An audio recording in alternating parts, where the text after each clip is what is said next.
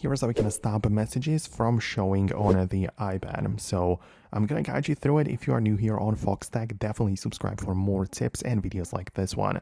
The first step is to open up your settings app, where at the bottom you can see all apps window or menu. And from those you can search for messages or scroll through the list to find them. And there are more types of messages which can actually be delivered to the iPad. First of all, there is the iMessage, which is the most likely scenario. It's like the in-between Apple devices. So you can essentially enable it or disable it. And if you want to stop messages, then you can just turn it off and iMessage will not even work as a feature on the iPad. So that's definitely something you can do.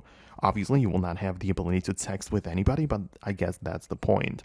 But outside of that, it might also be set up that your iPhone, if you use it with the same Apple account, like if both devices are yours, it is possible that the actual cellular SMS messages on the iPhone also get delivered to the iPad. And that is due to a feature which is called text message forwarding.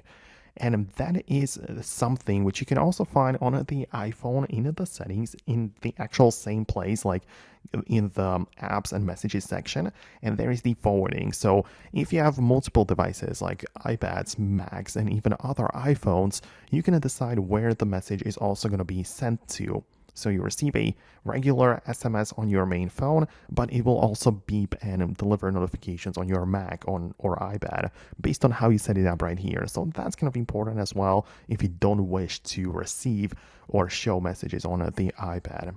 But I guess that would be all from me. I really believe that it shouldn't really deliver any more messages. So thanks a lot for watching, and I will hopefully see you later in the next videos too.